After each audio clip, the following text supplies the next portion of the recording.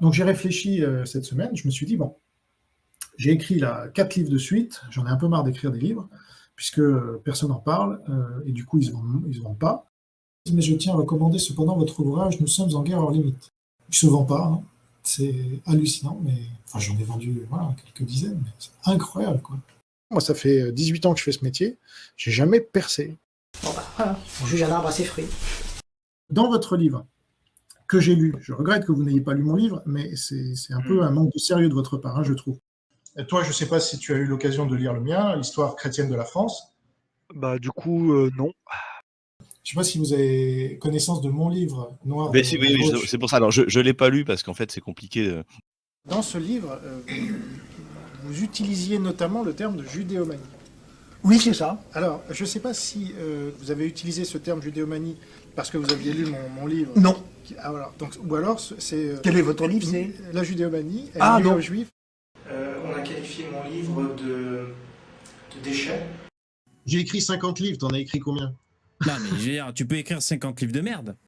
Et je me suis moi-même édité, puisque personne ne voulait de mes livres. Vous savez, l'écrivain maudit, censuré, je n'ai pas d'éditeur, personne ne veut de moi, je suis trop sulfureux, vous voyez. Oh là là, j'en bats trop sulfureux. Je me suis édité moi-même aussi, parce que j'ai été refusé ailleurs, pour de mauvaises raisons. Peut-être la raison principale, c'est que c'était du bouquin de merde et que personne ne voulait les lire, en fait. Et sans cette impulsion divine, je n'aurais pas publié Breivik. Ah, Breivik. Je l'ai publié comme un document historique.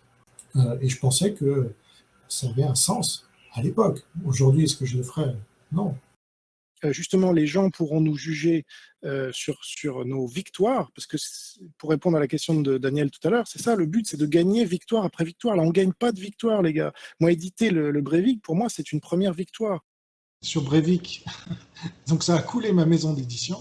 Il faut savoir que quand vous êtes libraire, vous avez le droit à toutes les aides du monde. Mais en tant qu'éditeur, vous n'en avez pas besoin. Ce qui fait que le métier d'éditeur est beaucoup plus sain, je trouve, parce qu'il évolue dans un milieu beaucoup plus capitaliste. C'est-à-dire que si vous êtes mauvais, vous faites faillite. Enfin, ma société est en liquidation, donc c'est quand on fait faillite, justement, qu'on progresse. Donc là, on a vachement progressé, en effet. Et puis, j'ai réédité le Alain Finkielkraut décrypté. J'ai changé la couverture, parce que j'ai la compétence en tant qu'éditeur, voilà, parce qu'il faut vérifier pas mal de choses. Alors, Philippe, quand est-ce qu'on lit Golitsyn? Là, ça fait bientôt 6 mois que je te l'ai envoyé. Et Jean-Robin passe son temps à me tanner en expliquant pourquoi tu l'as pas lu, pourquoi tu l'as pas lu, pourquoi tu l'as pas lu. Et si je me prends encore un seul mot sur Golitsyn, je ne le finirai pas. Et il finira dans ma cheminée. Et j'ajouterais, puisque tu as parlé du fond, que quand on voit la forme du bouquin, c'est pas joli. Hein. Pour moi qui fais de l'édition... Philippe Fabry répond à Jean Robin sur Twitter. Je l'aurais peut-être déjà terminé, si ton édition n'était pas immonde. Y a rien qui va. Le bouquin entier est comme ça. C'est illisible. Parce que je suis moi-même éditeur professionnel, je l'ai été pendant 13 ans, c'était mon métier. La Bible en BD non censurée de Jean-Pierre Petit, qui est notre plus gros pari. On est à peine rentré dans nos frais, mais vraiment à peine. L'éditeur a fait un très bon choix, parce que finalement, il a sorti ses bouquins en format A5, comme ça. Le format A5, c'est la moitié de 21-29 mètres. Et finalement, c'est un livre assez léger qu'on peut mettre dans un sac, qu'on peut emmener à la plage. Alors qu'avant, on avait fait une édition. Alors, je vais vous la montrer d'ailleurs. Il y a eu une édition antérieure. Et c'était épouvantable. Voilà l'objet. Ah oui. Ça pèse 4,5 kg, vous voyez. Alors, même quand vous voulez le lire sur votre lit, ça vous écrase le ventre, c'est trop lourd. Jean-Robin, bonjour. Eh oui, bonjour Stéphane. Et Catem vend de l'information. Oui, mais pas n'importe quelle information, c'est de l'information à haute valeur ajoutée. Et ça a été un échec cuisant, on avait levé 160 000 euros. Tu vois, au début, j'avais créé une start-up il y a 7 ans, puis je voulais tout garder pour moi, puis je voulais devenir riche, tu sais, ça c'est le rêve qu'on nous vend, Macron, la start-up nation, machin. Oui, sauf que ça marche pas en fait. Il y a un dirigeant de TPE sur 5 en France qui gagne moins que le SMIC, et ben j'en fais partie. Ça mérite bien. Hein. Simplement, je travaille sur un projet qui me tient à cœur, un projet ambitieux, une start-up. J'ai pensé à un nouveau format de livre. Alors, c'est pas tous les jours, hein, normalement, qu'apparaissent des nouveaux types de formats. Donc, le livre lui-même était un nouveau type de format, après les papyrus et Ensuite, il a fallu attendre quand même pas mal de siècles avant d'avoir un nouveau format qui est l'e-book, donc voilà, lié aux nouvelles technologies. Ensuite, on a eu l'audiobook. Et enfin, moi, je prétends aujourd'hui inventer un nouveau format de livre, donc créer un nouveau marché. Et donc, le quizbook, qui est donc ce nouveau concept de livre que je vais vous montrer. Moi, je m'étais lancé dans cette voie-là. Et effectivement, le réel, c'est que c'est pas l'enthousiasme immédiat. Vous voyez, c'est difficile de créer un besoin dans ce domaine. Et donc, en attendant que ça se développe un peu, et là, on verra, je le laisse, et puis pour l'instant, on va voir. Le naturel revient au galop, il fait de la merde. Et ensuite, vous avez la vidéo où je forme n'importe qui voudrait faire des quizbooks. Et donc, Quizbook va continuer, mais j'ai réduit les voiles, ce sera plus participatif. Mais c'est important, cet aspect de gagner un revenu complémentaire, parce que certains qui vont commencer, j'espère, à gagner, je sais pas, 50 ou 100 euros par semaine ou par jour après, pourront en faire un revenu principal, vous voyez. Le but, c'est de vous permettre d'en vivre, mais c'est pas un business model énorme. Il y a quelques ventes par-ci par-là, mais voilà, ça suffit pas pour faire un business. Donc ce mec, maintenant, pue la loose. La future et prometteuse start-up. Voilà, donc ceux qui veulent rejoindre cette conversation, cet échange à propos du nouveau continent numérique et cette manière de damer le pion aux GAFAM et aux BATX, leur équivalent chinois, peuvent me rejoindre sur Telegram. On est près d'une centaine maintenant. Là, c'est à nous de le faire. Et donc, tout comme Google avait ridiculisé AltaVista, c'est à nous de ridiculiser Google et tous les autres. Toujours proche du réel, ce monsieur. L'armée numérique. En fait, on est en train de lever une armée numérique. Nous annonçons donc la création d'une armée numérique. J'ai un but, moi j'ai une stratégie. Voilà. On monte une armée numérique là. Je ne sais pas si vous avez remarqué. Non, vous ne l'avez pas remarqué, mais je vais vous l'expliquer. Il faut juste un peu de temps, il faut regarder ces médias, il faut les quadriller. Je vous donnerai par la suite les manières dont vous pouvez m'aider et à rejoindre donc cette armée numérique. C'est la guerre, hein, et donc en guerre tout peut arriver. En tout cas, on a besoin de tous les patriotes qui ont compris, là, qui suivent mes vidéos notamment, et qui ont compris ce qui se passe, pour monter cette armée numérique déjà. On va voir après où ça va nous mener. Mais il y a plein de choses à faire. On ne peut pas les faire si on n'est pas ordonné. Donc moi, c'est ce que je monte là. Je monte une armée numérique. Et donc, à un moment, si l'armée numérique commence à se constituer réellement, eh bien, on montera une hiérarchie plus structurée. Aujourd'hui, c'est trop tôt. On est encore dans les premiers temps. Et... Il annonce toujours que c'est pour l'année d'après, et ça n'arrive jamais.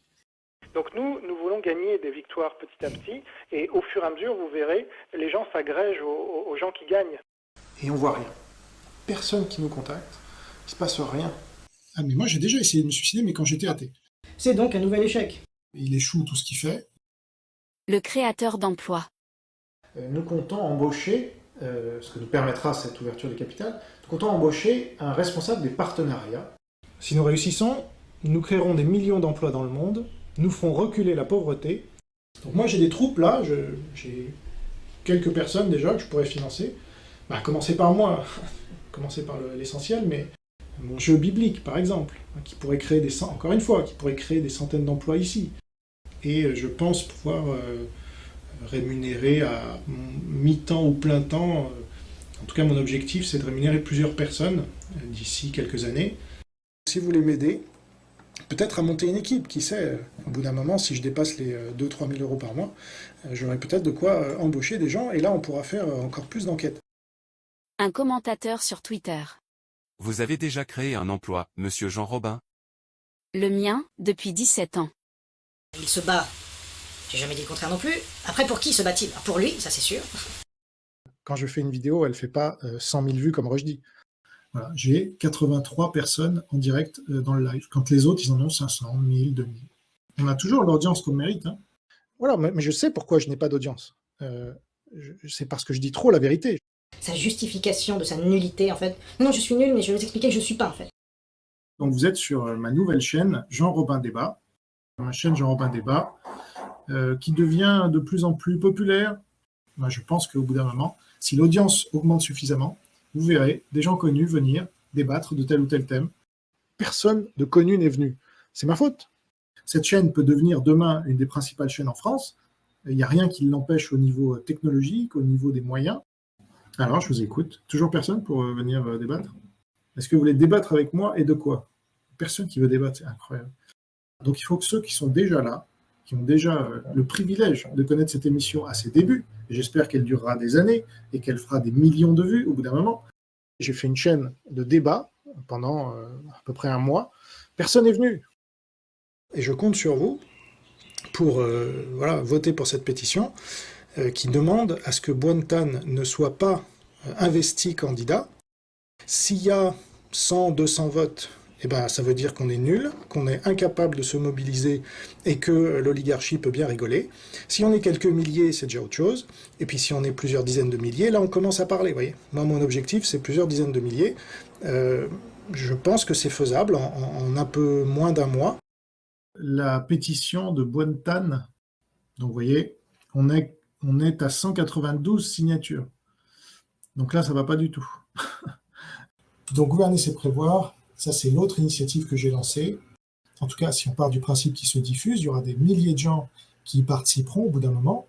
À terme, c'est pas impossible qu'un maximum de Français, peut-être des centaines de milliers, voire des millions de Français participent. Et là, si on arrive à ça, on aurait vraiment une concurrence avec le système énorme. Vous êtes paresseux. Il n'y a que 18 personnes qui ont pris la peine de répondre au questionnaire, franchement. Gouverner, c'est prévoir, donc il faut savoir dire à l'avance ce qui va se passer, c'est ce qu'avait fait De Gaulle en 40. C'était aussi ça, sa légitimité. Et je pense que c'est aussi la mienne. Bonsoir, pouvez-vous faire le point sur vos prédictions personnelles dans Gouverner, c'est prévoir? Ben non. Ouais, j'avais pas trouvé grand-chose, en fait. Des gens qui vous disent « Oh, Jean-Romain est un nul ». Ah oui, c'est un fait. Mars 2022. Poutine a déjà gagné la guerre en Ukraine, et vous ne le savez pas. Juin 2023. La Russie a-t-elle perdu la guerre? Je le crois et je l'espère. Avec ce coup d'État de Wagner en bonne voie, les conquêtes temporaires de la Russie, y compris la Crimée, risquent de tomber rapidement dans l'escarcelle des Ukrainiens. Septembre 2022. La guerre nucléaire à court terme, quelques mois voire un an, est sûre et certaine. Janvier 2024. Poutine peut-il toujours lancer une attaque nucléaire tactique en Ukraine? Oui, mais bon, ça serait un peu bizarre, hein, franchement. Il ne faut pas non plus juger les gens qui sont nuls ou qui sont mauvais. Il faut voir qu'ils ne peuvent pas faire autrement. Je ne sais pas faire autrement. Mais ce qui est fou, c'est que vous avez toujours autant de gens qui l'écoutent, ce gars-là. On va finir en beauté. Je vais en venir à l'opération, donc PCC dégage. Mon ambition, c'est de couvrir les 35 000 communes de France et de Navarre avec des affiches PCC dégage. Je ne me suis pas fixé, tu vois, 300 villes et villages d'ici mai 2022. Ça aurait été trop facile. Non, 35 000 communes. On a touché plus de 1300 villes, donc c'est un beau succès. Et donc, on doit arriver à peu près à 2500 patriotes en mai. Donc là, on monte une armée. Il n'y a que 50 personnes qui ont su faire ça. C'est pas normal. Et l'histoire retiendra que le même mois, PCC Dégage et Éric Zemmour ont lancé leur opération d'affichage en même temps. Je détaillerai l'opération PCC Dégage et vous allez voir, on va vraiment concurrencer l'élection présidentielle. Mais vraiment, vraiment. PCC Dégage, toujours d'actualité. Bah, là, c'est comme je l'avais prévu, hein, c'est les élections, donc tout le monde tombe dans le piège de l'oligarchie. Il n'y en a que pour les élections. Et donc, PCC Dégage va revenir après. Et puis, il y aura un effet médiatique. Parce que les médias, qui parlent aujourd'hui de Zemmour, etc., ils parleront de notre opération, c'est obligé. Quand elle prendra une certaine ampleur, ils ne pourront pas passer à côté. Mais nous, on fait cette campagne d'affichage, aucun média ne s'en fait l'écho, aucun, quand je dis bien aucun, c'est aucun. Lui, c'est un alignement total pour les échecs, le gars est fait pour ça, voilà. C'est une sorte de loose pride. Il faut enquêter là-dessus psychanalytiquement. J'ai bien ri. Ok. Malade. Après, vous marchez dedans, vous dites, ah, je sais pas, c'est de la merde. Ah oui. Parce que là, on va commencer à monter en puissance au bout d'un moment. Une fois qu'on s'organise, après, c'est plus la même histoire.